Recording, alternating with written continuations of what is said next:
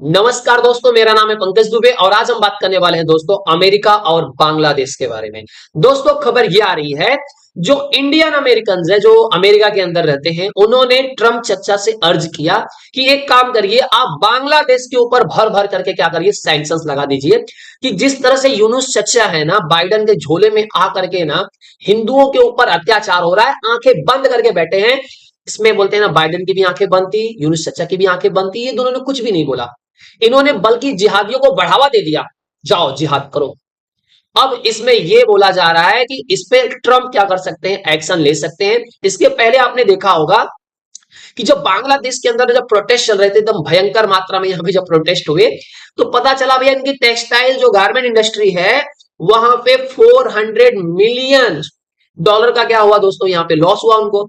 Plus अब ये खबर आ रही है कि वो आंकड़ा बढ़ करके दोस्तों 814 मिलियन यूएस डॉलर हो चुका है।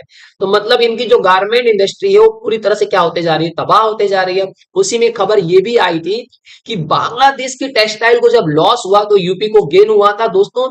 10,000 करोड़ रुपीस का बोलते हैं ना इन्वेस्टमेंट कहां पर आया, यूपी के अंदर आया था। अब ये बोला जा रहा है कि अगर ऐसे में इस तरह से बोलते हैं ना, इनकी गारमेंट इंडस्ट्री जो पूरी बर्बाद होते जा रही है, अगर उसमें यूएस सैंक्शन लगा देगा, तो भाई साहब खबर ये आ रही है कि ये लोग यूएस के सैंक्शंस के बाद खाएंगे क्या, भूखे मर जाएंगे ये। कि अगर यूएस क्या करता है बांग्लादेश के ऊपर, जो उनकी गारमेंट एक्सपोर्ट है, वो क्या है, 80% ऑफ बिजनेस वो बोलते हैं ना यूएस के साथ में करते हैं। अगर उनका 80% का बिजनेस ठप कर दिया जाए, पूरा कट ऑफ कर दिया जाए, तो उस पर सैंक्शन लगा दिया जाए कि भैया आप कहीं पे भी नहीं बेच सकते हो। अब देखिए अमेरिका मना करेगा तो यूरोप में नहीं जाएगा, यूएस में नहीं जाएगा, कनाडा में नहीं जाएगा, किसको बेचोगे भाई आप। तो बोला जा रहा है कि भाई साहब ये बांग्लादेश खाएगा क्या। अब यहाँ पे ये भी बोला जा रहा है कि जो बांग्लादेश के जो केयर टेकर है, गवर्नमेंट है मोहम्मद यूनुस की, ये तो एक पपेट है, कठपुतली है। अब इनको चलाने का काम कौन कर रहा है, वहां की मिलिट्री।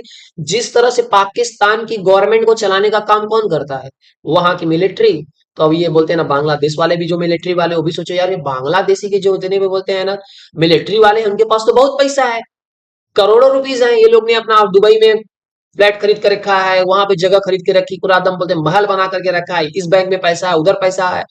मतलब ये बोला जाता है कि दुनिया की जो बोलते हैं ना जितनी भी मिलिट्रीज होंगी, सबसे जो अमीर मिलिट्री है वो कहाँ की है, पाकिस्तान की। क्योंकि पाकिस्तान या जो मिलिट्री है ना, उनको अपने देश से कुछ भी लेना देना नहीं, खाली अपना जेब भरते रहना चाहिए। कोई 5 साल सरकार भी ढंग से नहीं चल पाती, सबसे ज्यादा पैसा वही लोग कमाते हैं, पूरी जनता को लूट लेते हैं। कुछ मतलब नहीं, पाकिस्तान बर्बाद हो रहा है, उससे इनको लेना देना कुछ भी नहीं है। अब वही बांग्लादेश की मिलिट्री भी सोच रही है, हाँ पाकिस्तान जैसा कर रहे हैं हम भी करेंगे, हम भी पैसे कमाएंगे। अब यहाँ पे भैया मोहम्मद यूनुस को बोलते हैं ना, इंटरिम गवर्नमेंट बनाकर केयर टेकर बना करके रख दिया गया है। लेकिन ये इलेक्शन कब कराएंगे उसका कोई भरोसा नहीं, कराएंगे कि नहीं कराएंगे वो भी पता नहीं।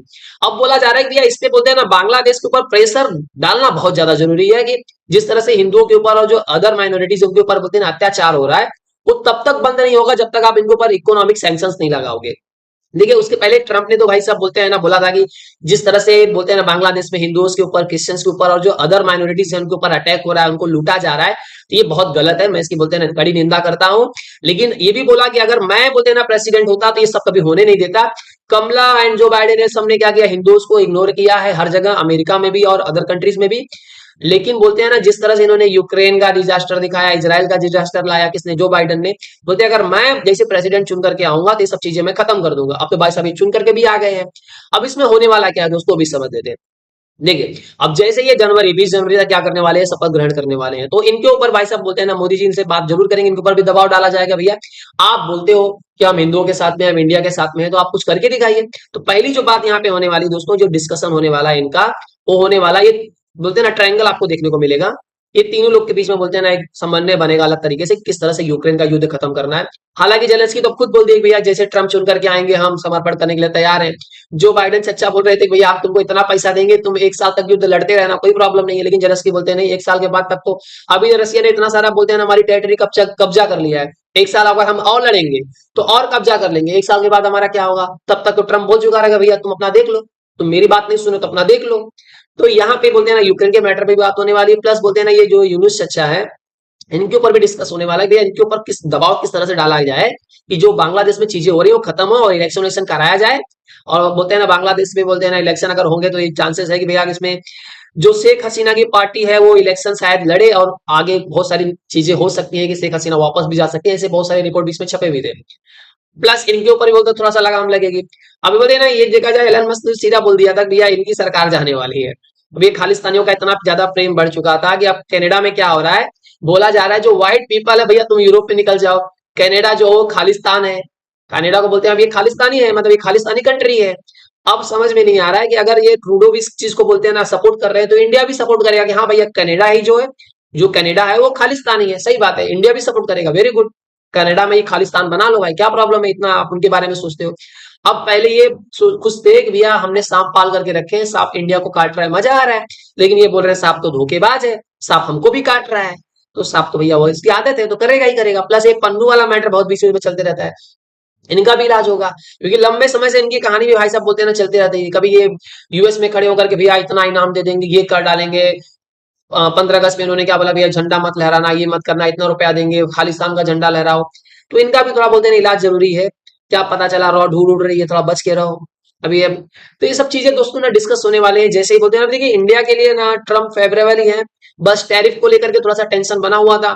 अब देखते हैं टैरिफ पे बोलते हैं ना क्या डिसीजन आता है, क्या इंडिया करता है, कि मतलब फ्री ट्रेड एग्रीमेंट के बारे में भी बात चलेगी कि यूएस के साथ में फ्री ट्रेड एग्रीमेंट भी बना लिया जाएगा, तो भी प्रॉब्लम सॉल्व कर लिया जाएगा।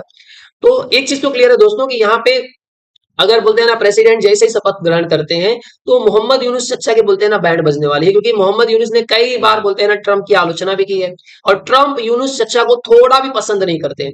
तो इसमें एक चीज तो बोलते हैं ना ये क्लियरिटी है कि ट्रम्प बोलते हैं ना यूनुस चच्चा को थोड़ा सा टाइट जरूर करेंगे। तो इससे शायद ये आशा लगाए जा सकते हैं कि बांग्लादेश के हालात थोड़ा सा ठीक हो जाए। आई होप सो दोस्तों ये पूरा वीडियो आपको पसंद आया होगा। दोस्तों अगर वीडियो पसंद आया तो वीडियो को लाइक करके हमारे चैनल को सब्सक्राइब कर लीजिएगा। And thank you so much for watching this video.